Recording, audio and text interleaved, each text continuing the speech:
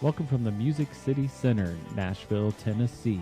We're here at the EMS World Expo, the largest EMS dedicated event in the world. This is EMS World Presents Stories from Expo. Your story continues here. Okay. Hello, we're here in Nashville at EMS World Expo 2018. This is the EMS Garage / EMS World podcast. I'm here with Emma Hand, who has a poster presentation, and it's actually an interesting. I had some rural experience about 2.5 years, and cell coverage. It's interesting. We had a protocol that said, you know, if you can't get cell coverage, then do this, right? Oh, really? And in the metro, you don't really have that problem. You looked at cell coverage and patient outcome? Yeah.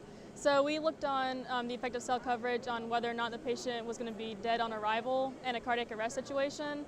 And we found that in the county we looked at, there was a 64% more chance the patient would be dead on arrival if they had poor cell coverage than if they had excellent cell coverage. A 64% chance? Yeah. Is that because, and working in a rural setting, anecdotally, I would say, oftentimes that population tends to not call right away in the first place. So, I mean, there's obviously a number of probable factors, but how can you fix that? You can't really. We try to control for like poverty, socioeconomic status and age, stuff like that, to try to fix for whether or not they even have cell phones in the first place. We also know there's confounding variables with transport times. Already, if they're in a rural setting, there's going to be long transport times. The geographic location is going to be hard to navigate, going up mountains, mountainous roads and places like that. But as far as trying to fix like having them call earlier or getting cell phones, that's going to be kind of a hard problem. Yeah, that would be. And was this restricted to specific dispatch determinants or say chief complaints by the patient? Yes, it was. Okay. We tried to look at a number of chief complaints that were time sensitive, such as cardiac arrest, trauma, respiratory. Unfortunately, the data we got back was only decent enough for cardiac arrest, so that's the main chief complaint we looked at. But that is that's a time-sensitive emergency medical situation, and that was the main chief complaint we looked at when we're getting the data from that county. Wow, 64% higher probability of being dead on arrival. Yeah. And obviously, if you're any amount of time without CPR in a cardiac arrest situation is highly detrimental to survivability. Right. So that's why we were saying the research has already said that cell phones can be considered a part of the chain of survival at this point.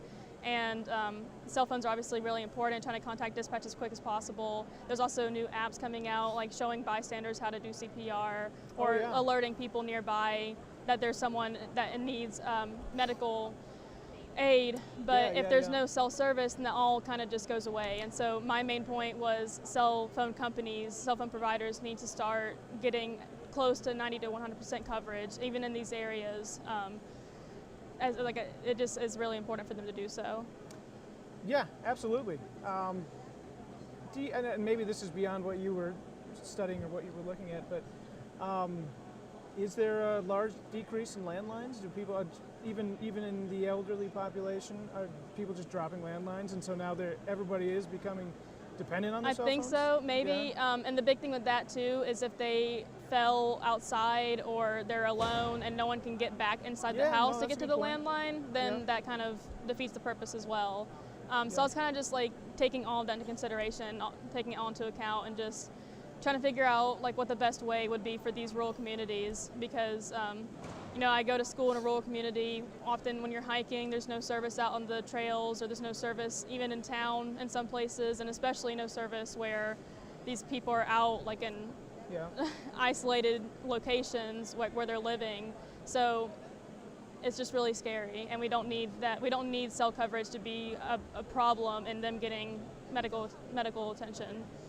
And do you find, again, might be beyond what you looked at, do these rural areas only have one option? So like if you live out in the boondocks, or I don't know what the, you're stuck with Verizon because that's the only a Verizon tower, or is potentially, so, yeah. When I was looking at the cell coverage maps, there were a lot of places where, yeah, it was only Verizon covering this area, or it might be Verizon and AT&T, for example, but there's just a lot of places where it's just one or two, like one or two cell phone companies, and there's just a lot of places that have no coverage at all. So no company is trying to go out there. And I know there's a lot of that goes into it, you know, financial reasons and geographic location kind of affects where you can put cell phone towers. But I'm thinking that the more people, like if there's going to be more cellular coverage, more people will be likely to buy phones, and they'll realize, oh, there's actually coverage. I can buy a phone, it'll actually work, and like it'll be beneficial in the long run.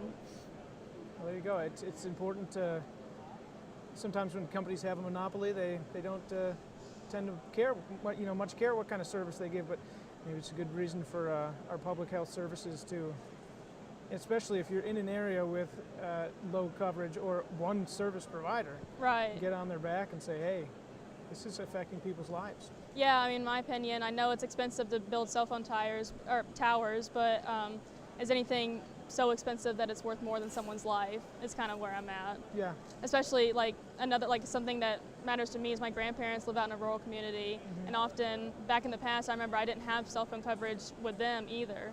And while that's annoying, on a daily basis, like to teenagers, like, oh man, I can't get on Instagram or social media, it actually becomes a huge problem when you're needing to contact emergency medical services and you can't. Yeah, absolutely. Well, I don't know where you can go from there. Do you have any suggestions or tips, or? No, and I'm not sure where I'm trying to go with the project either. I'm not sure. Some people have asked if I want to take it to telecommunication companies and try to show them like this is a real issue. And at this point, I'm not sure. I know we would need to conduct more research because it was just a limited geographic location we looked at. We would need to expand the research to larger sample size, larger geographic locations, and kind of see where the research goes from there. I suppose that's the first step of anything. Yep. Get the information. Well, good luck. I hope you, and if you do decide to get more information and continue, I hope you have good luck and hopefully can make a difference, because it sounds like with those kind of 64%. Yeah. It sounds like it was you could make a surprising. difference, I was surprised. Well, thank you for coming and talking to us here at EMS World and EMS Podcast. I am Aaron Gutzman. This is EMS World Podcast, EMS Garage from Nashville at EMS World Expo 2018.